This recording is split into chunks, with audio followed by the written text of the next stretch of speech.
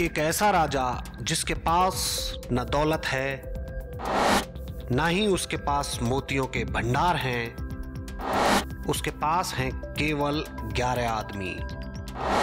उसके पास है एक नाव और एक रेस्टोरेंट, जो नहीं पहनता ब्रांडेड जूते और कपड़े, जो पहनता है हाफ पैंट और लोकल सैंडल।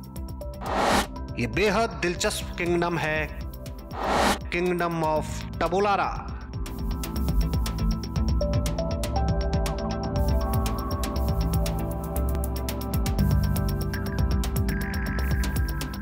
खोज वर्ल्ड में आपका स्वागत है। आज खोज वर्ल्ड में दुनिया की सबसे छोटी सल्तनत के शहंशाह की बात करेंगे, लेकिन इससे पहले आप हमारे चैनल को सब्सक्राइब कीजिए, लाइक कीजिए और शेयर कीजिए। तो चलिए दोस्तों, शुरू करते हैं। आपने दुनिया के बड़े बड़े साम्राज्यों के किस्से तो सुने होंगे। ब्रिटिश साम्राज्य, जिसमें कभी सूरज अस्त नहीं होता था। चंगेज खां की बादशाहत चीन से लेकर हिंदुस्तान की दहलीज तक फैली थी। मुगलिया सल्तनत, जिसका विस्तार काबुल, कंधार से लेकर कर्नाटक तक था। लेकिन रुक जाइए, थोड़ा सब्र कीजिए, ज्यादा जोश में मत आइए। ये तो सुन लिए आपने बड़े बड़े महारथी।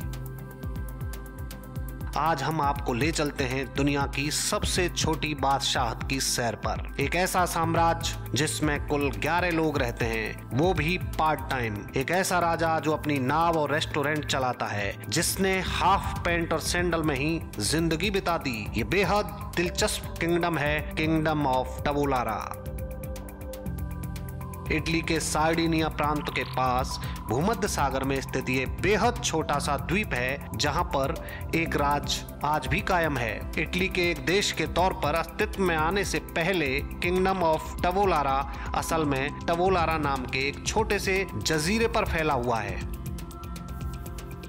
इसकी कुल लंबाई चौड़ाई 5 वर्ग किलोमीटर है। इसके राजा का नाम है एंटोनियो बर्तलियोनी। अगर आप कभी टबोलारा पहुंच गए तो वहां आपको राजा एंटोनियो बर्तलियोनी को तलाशने में दिक्कत हो सकती है। वो राजा जैसे तो दिखते ही नहीं, न पहनावा वैसा है, न रहन सहन। एंटोनियो बर्तलियोनी कहते हैं कि एक राजा के तौर पर उन्हें सिर्फ मुफ्त भोजन की सुविधा मिलती है। किंगडम ऑफ टबोलारा इस साल अपनी स्थापना की 180वीं सालगिरह मना रहा है।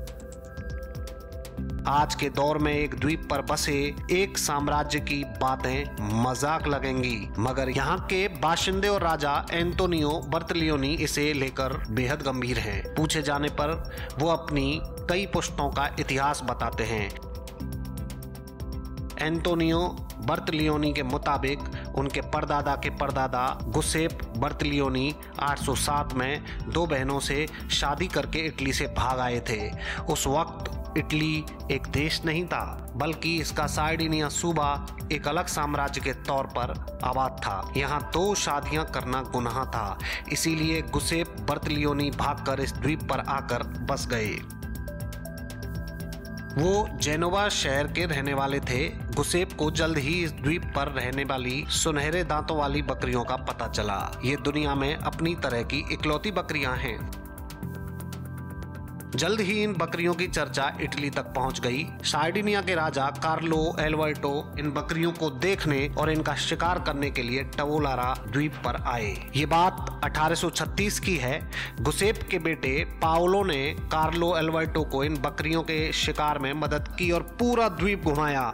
एंटोनियो बताते हैं कि जब सार्डिनिया के राजा एल्बर्टो उनके द्वीप पर पहुंचे तो उन्होंने कहा कि सार्डिनिया के राजा हैं। इसके जवाब में उनके परदादा पाओलो ने कहा कि वो टबोलारा के राजा हैं। टबोलारा में 3 दिन गुजार कर कार्लो एल्बर्टो जब अपने देश लौटे तो वहां से एक फरमान लिखकर कहा कि टबोलारा सार्डिनिया के राज का हिस्सा नहीं है। इसके बाद पाओलो बर्तलियोनी ने अपनी बादशाहत का ऐलान कर दिया। इस द्वीप पर उस वक्त कुल 33 लोग रहते थे, तो पाओलो उन 33 लोगों के राजा हो गए। पाओलो ने मरने से पहले एक शाही कब्रिस्तान बनवाया। उन्होंने वसीयत की कि जब उन्हें दफनाया जाए तो उनकी कब्र पर मुकुट लगाया जाए। दिलचस्प बात यह है कि पाओलो बर्तलियोनी ने जीते जी कभी मुकुट नहीं पहना था। बाद के दिनों में टबोलारा के राजाओं के किस्से पूरे भूमध्य सागर में फैल गए। कई देशों के राजाओं के साथ टबोलारा के राजाओं ने समझौते भी किए। इनमें से एक इटली के संस्थापक कहे जाने वाले गुसेप गैरिबाल्डी भी थे। उस वक्त के सार्डिनिया के राजा विटोरियो एमेनुएल द्वितीय ने तो 1903 में टबोलारा के साथ शांति समझौता भी किया था। 19वीं सदी में ब्रिटेन की महारानी विक्टोरिया ने दुनिया भर के राजाओं की तस्वीरें इकट्ठी करने का मिशन शुरू किया था। इस दौरान एक जहाज उन्होंने टबोलारा भी भेजा था ताकि यहाँ के शाही खानदान की तस्वीरें भी उतारी जा सकें। उस दौर की तस्वीर बरसों तक इंग्लैंड के बकिंघम पैलेस की शान बढ़ाती रहीं। आज वो तस्वीर एंटोनियो बर्तलियोनी के रेस्टोरेंट में टंगी है। 1962 में यहाँ नेटो का सैनिक अड्डा बनने के बाद इस छोटे से साम्राज्य की संप्रभुता खत्म हो गई। इसके ज्यादातर हिस्से पर किसी के आने जाने पर पाबंदी लगा दी गई, मगर इटली ने कभी भी औपचारिक रूप से टबोलारा को अपना हिस्सा नहीं बनाया। हालांकि टबोलारा को दुनिया का कोई भी देश मान्यता नहीं देता। टबोलारा के राजा एंटोनियो और उनके परिवार के लोग इटली से इस द्वीप तक के लिए फेरी सर्विस चलाते हैं। बड़ी तादाद में सैलानियां घूमने के लिए आते हैं। वो यहाँ की बकरियां और विलुप्त होती बाज की एक नस्ल को देखने के लिए आते हैं।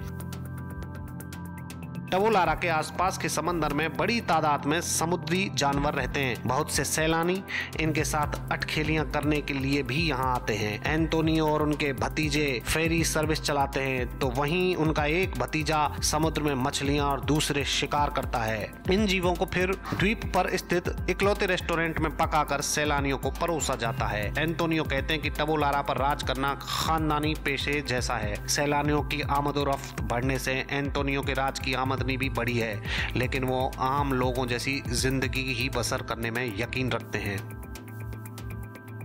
एंटोनियो को रोज सुबह उठकर खानदानी कब्रिस्तान जाकर अपनी बीवी की कब्र पर फूल चढ़ाना सबसे अच्छा लगता है। वो प्लास्टिक के फूल ले जाते हैं। एंटोनियो का कहना है कि असली फूल ले जाने पर बकरियां उन्हें चबा जाती हैं।